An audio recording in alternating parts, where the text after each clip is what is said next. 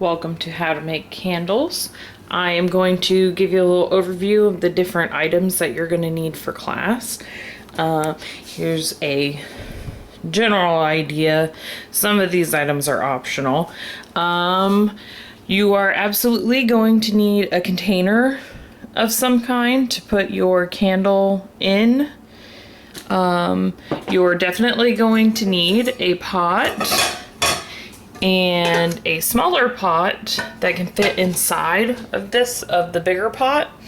That is the most efficient way for you to do melting of your wax, because you'll put water in the bigger one and then you'll put the wax in the smaller one, and that way it doesn't have direct heat onto the wax. It takes a little bit longer, but it works better.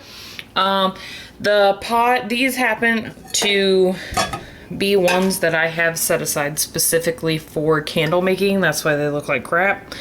But if you want to, you can use normal pots and pans. They, generally speaking, as long as you wipe them out as soon as you finish, like with a washcloth or a paper towel.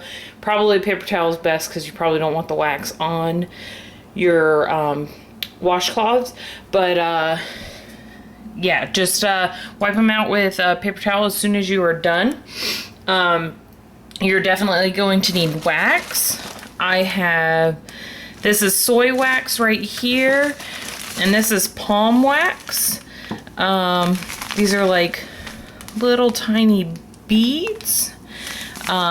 The cool thing about this is that this palm wax, actually, when it dries, it looks like little palm fronds, or like crackled glass. This is just generic soy. It's just gonna melt and just be a normal looking candle. This is a glue, warming thing. It basically takes these glue pellets right here, and then you put the glue pellet in here and it'll melt the glue, so that way you can glue your wick, which is something else that you need to make sure you have. And then what you do is you take your wick and then you'll just dunk it in here, and then I'll explain all of that when we get to that point. But you'll need this. You'll need a wick.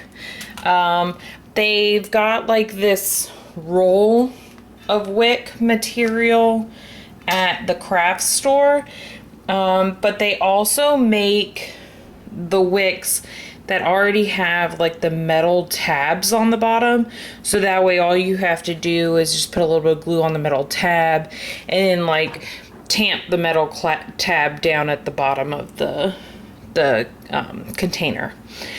With this, it works just as well. You just need to use something like this, like a pen or a straw, and you just thread the wick through the straw, and then you'll just take it and you'll damp it in here, and then you'll push it down into the container with the straw. So those are the items you absolutely need to have. You can either use actual wick cutters or scissors to cut through the wick. I mean, it works either way. You'll have to have either these little, let me do this over the stove, these little plastic X's, and what you do is you put the wick through this hole right here, and then you'll wrap it around that little lip right there. You'll wrap it around the lip, and the lip will keep the wax or the wick in place for you. If you don't have some of these, you can just get some generic knives or something, or pins, pretty much anything long enough to where it can rest on your container, and then you'll just pinch the wick right in between the two. I use a little bit of glue to keep the wick in place. That way the wick's not flopping around while it's drying. You can use a thermometer to measure the temperature of your wax if that's what you want to do. I stopped using the thermometer probably within 1 or 2 times of making candles.